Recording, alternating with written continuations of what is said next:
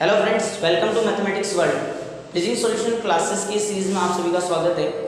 आज जो हम एक 10th क्लास का कंसेप्ट लेके आए हैं वो है आपका बेसिक प्रोपोर्शनल थ्योरम, या फिर जिसे हम जानते हैं थेल्स थ्योरम के नाम से। देखिए क्या कहती है थ्योरम। विदाउट वेस्टिंग टाइम सीधा हम यहाँ पर थ्योरम पर आते हैं।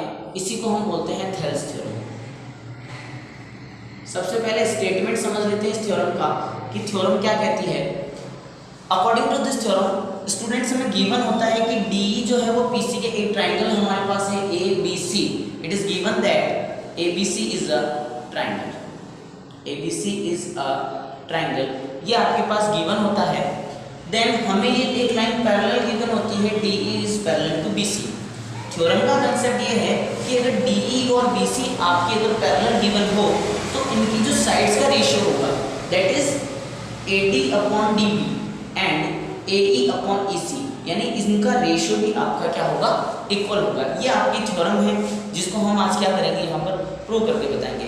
एग्जामिनेशन पॉइंट ऑफ व्यू अगर मैं बात करूँ तो बहुत इंपॉर्टेंट थ्योरम है। कई बार डायरेक्टली भी एग्जामिनेशन में पूछी जा चुकी है। ये आरबीएससी बोर्ड के पॉइंट ऑफ व्यू से बहुत इंपॉर्टेंट क्लास है आज की। तो विदाउट स्किप किए वीडियो को पूरा एंड तक देखिएगा। हमें प्रूव क्या करना है, गिवन है D E upon D C, जो कि हमें प्रूव करना है कि A D upon D B is equal to A E upon E C. Concept clear हो चुका है कि करना क्या है।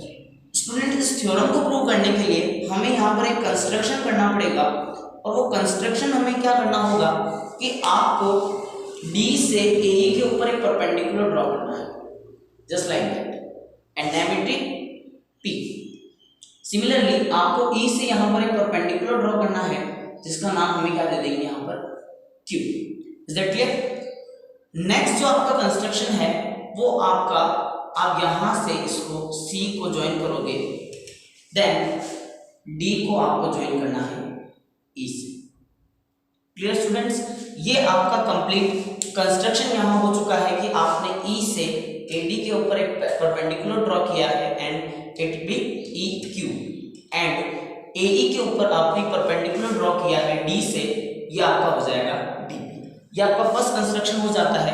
देन आपको सी और डी को ज्वाइन करना है एंड बी और ई को ज्वाइन करना है। कंस्ट्रक्शन में हम लिखना चाहें तो हम यहाँ लिखेंगे ड्रॉ अ परपेंडिकुलर, या फिर draw a line D P, draw D P perpendicular to A E and E Q perpendicular to A. Clear students? Again second construction जो आपका था वो आपने BC को ज्वाइन किया है एंड BE को ज्वाइन किया है। तो हम यहाँ लिख देंगे join BD and DC। Clear students? यहाँ पर आपका ये कंप्लीट कंस्ट्रक्शन हो चुका है। नेक्स्ट अगर अपन बात करें कि अब इसको प्रूफ किस तरीके से किया जाएगा, तो आप इसका यहाँ प्रूफ देखिएगा। प्रूफ लेक्चर थोड़ा सा फास्ट हो जाए तो स्किप करिए, आप वापस आप इसको देख सकते हैं दोबारा। स्टूडेंट्स प्रूव करने के लिए सबसे पहले आपको क्या करना होगा, अपर ट्राइंगल लेना पड़ेगा। थोड़ा सा कंसेप्ट को ध्यान से सुनिएगा। ए डी ई ट्राइंगल की मैं बात कर रहा हूँ। इन ट्राइंगल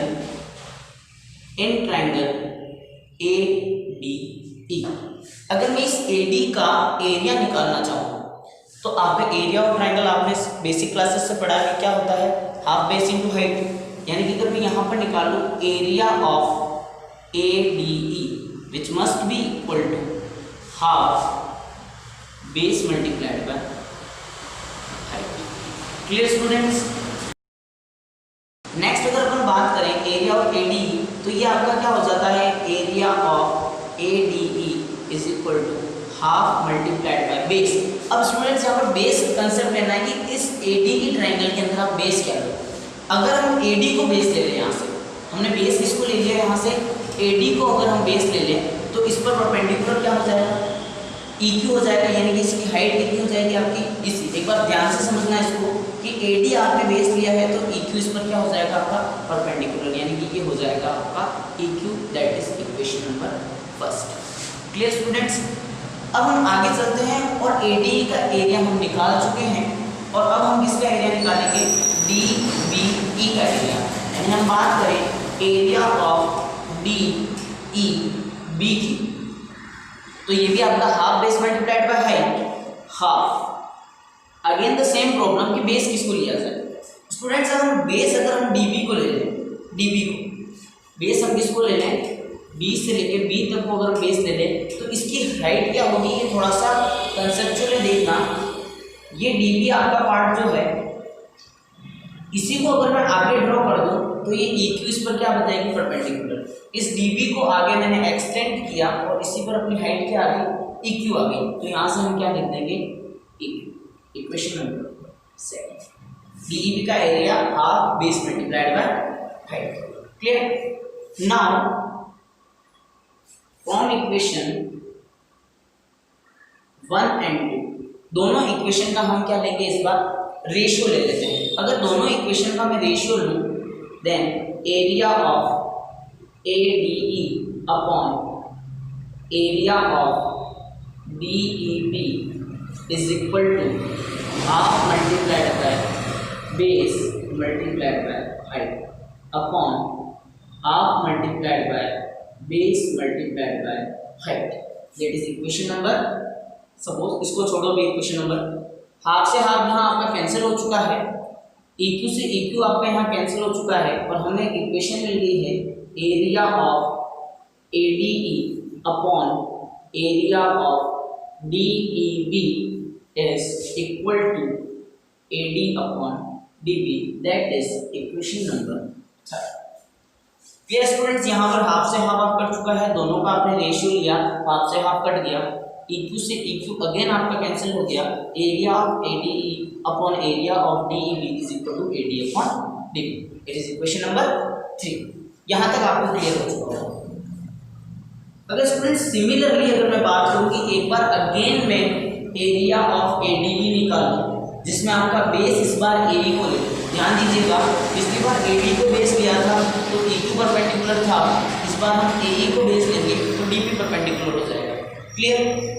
एंड यहाँ पर जो लोअर ट्रायंगल आपको इस बार ये लेना है, जहाँ पर आपका बेस EC हो जाएगा और हाइट आपकी DB हो जाएगी। तो हम यहाँ पर क्लियरली लिख सकते हैं सिमिलरली, सेम आपको इधर करना है, similarly area of ADE upon area of, ये हो जाएगा आपका DCE, DCE ये हो जाएगा आपका एरिया DCE, और ये आपका क्या बन जाएगा, देखिएगा इस केस में आपने ये लिया AE और हाइट कितनी लिया आपने DP, और यहाँ पर आपने लिया बेस EC और हाइट कितनी ली DP।